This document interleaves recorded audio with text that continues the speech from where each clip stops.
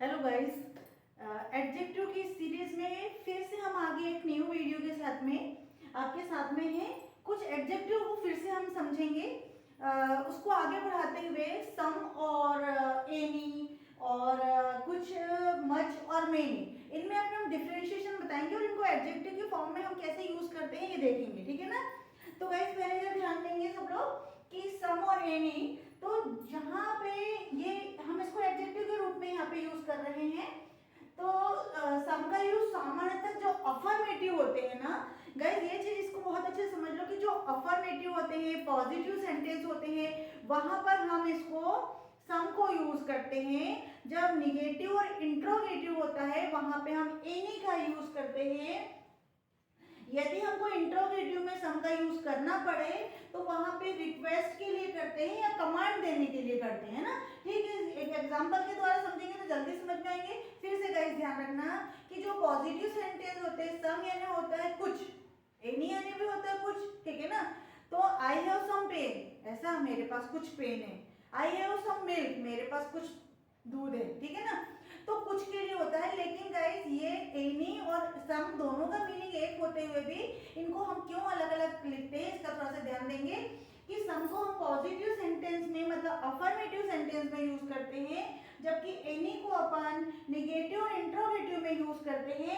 और यदि interrogative sentence में सम का यूज करना पड़े तो वहां अपन रिक्वेस्ट और कमांड के रूप में करते हैं। तो एग्जांपल से बहुत अच्छे से समझेंगे तो आपको और क्लियर हो जाएगा। आई शैल बाय सम पेन्स, मैं कुछ पेन खरीदूंगा, है ना। मैं कुछ पेन खरीदूंगा, है ना। क्या खरीदूंगा? मैं पेन खरीदूंगा। तो यहाँ पे कुछ आया, ठीक है ना। ये बिल्कुल अफर्मेटिव है, ना तो निगेटिव है और ना ही इंट्रोगेटिव है ना। She give me some milk, उसने मुझे कुछ दूध दिया, ठीक है। ये भी अफर्मेटिव यानी पॉजिटिव हो गया। चलिए, सम बॉयज आर क्लेवर, कुछ जो लड़के हैं वो क्या है? चतुर है, ठीक है ना। यहाँ पे भी पॉजिटिव हो गया। आई एट सम राइस, यहाँ पास्ट टेंस में चला गया लेकिन फिर भी पॉजिटिव में हुआ है। आई, मैंने कुछ खाया, कुछ राइस कुछ चावल मैंने खाए, ठीक है। चलिए, अब हम इसी को रिक्वेस्ट में कैसे लेके आएंगे, ध्यान से सुनिए कि वहां पे हम सम का यूज कैसे करेंगे। वहां पे ये नहीं सोचना कि मैम ने तो मना किया था कि इंट्रोगेटिव में नहीं लेते हैं अपन इसका यूज, तो नहीं। जहां जहां रिक्वेस्ट होती है, जैसे please, kindly, will, would say शुरू होने वाले कुछ शब्द हैं तो वहां पे हम सम का यूज कर सकते हैं, ठीक है गाइस। और जैसे please give me some change, please कृपया मुझे कुछ चेंज दीजिए। अपन चेंज मांगते हैं ना रुपए के, तो कृपया मुझे कुछ चेंज दीजिए, ठीक है। फिर ये होता है इंट्रोगेटिव में, देखेंगे जरा अपन, would you like to take, would you like to take some sweet, तुम कुछ लेना पसंद करोगे, तुम कुछ मीठा लेना पसंद करोगे। तो गाइस ध्यान रखना, यहाँ पे बेशक हम प्रश्न पूछ रहे हैं लेकिन हम यहाँ पे रिक्वेस्ट कर रहे हैं, है ना। यहाँ पे हम वास्तव में प्रश्न के लिए नहीं करते हैं कि क्या तुम करोगे या नहीं करोगे, है ना। यहाँ would you like to share with me, मेरे साथ शेयर करना पसंद करोगे। Would you like to take sweet with me, मेरे साथ मीठा लेना पसंद करोगे। तो वहां पे हम एक प्रकार की रिक्वेस्ट ही तो कर रहे हैं उसको, ठीक है ना। तो वो हो जाएगा। अब गाइस आते हैं अपन, यहाँ तक ये क्लियर हुआ। अब गाइस अपन आते हैं एनी, है ना। एनी थोड़ा सा निगेटिव जाता है, वैसे भी नाम सुन के लगता है कि एनी मतलब कुछ निगेटिव के लिए पूछा गया।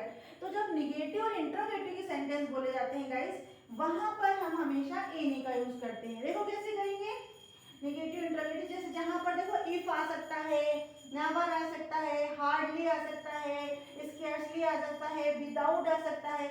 इन जगहों पर आपको पता है ज्यादातर हमें एनी का यूज करेंगे। फिर एग्जांपल के थ्रू समझते हैं, ठीक है। I don't have any things, I don't have, यहाँ पे हैव छूट गया था। I don't have any things, यहाँ मेरे पास I don't have any things, मेरे पास कोई भी चीज नहीं है। देखो निगेटिव आ गया, ठीक है ना। Do you have any book, क्या तुम्हारे पास कोई बुक है। हम यहाँ पे इंट्रोगेटिव कर रहे हैं, क्वेश्चन पूछ रहे हैं, तो do you have any book, do you have some book नहीं पूछेंगे हम, do you have any book, ठीक है। I don't have any things, मेरे पास कोई चीज नहीं है, निगेटिव आ गया। अगर यहीं पे वो बोलता है yes I have some books, तो वहां पे एनी नहीं लगा, yes I have some book, हाँ मेरे पास कुछ बुक है, बुक्स हैं, पे क्लियर हो गया।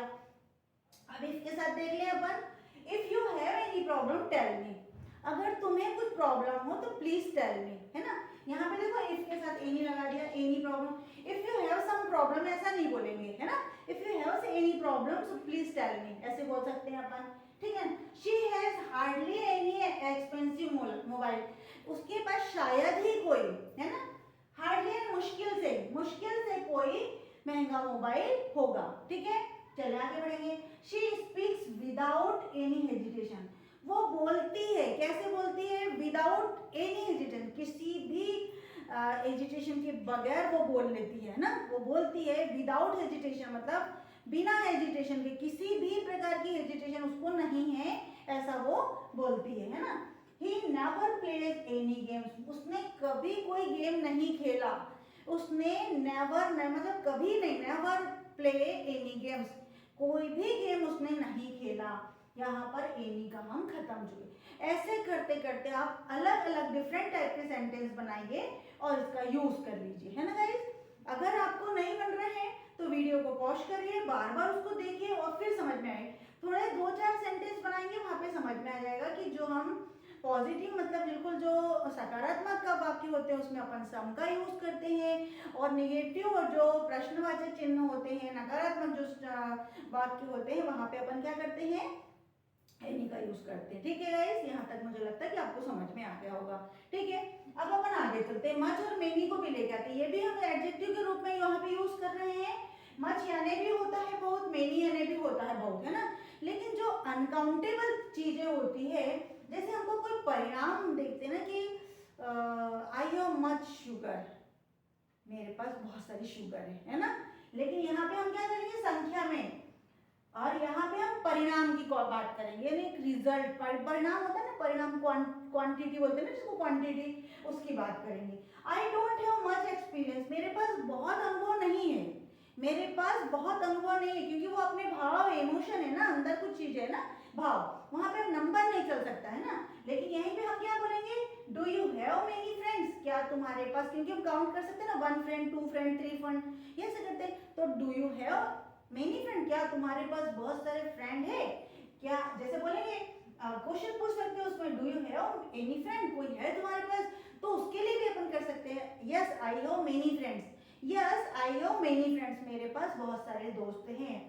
तो यहाँ पे आएगा हाउ मच क्वेश्चन आएगा, और यहाँ पे आ जाएगा आपका हाउ मेनी। देखिए इधर कैसे यूज करेंगे इसको, how much money do you have, कितने पैसे तुम्हारे पास है। देखो गाइस, हाउ मच मनी ही क्यों लेते हैं, ध्यान से सुनना।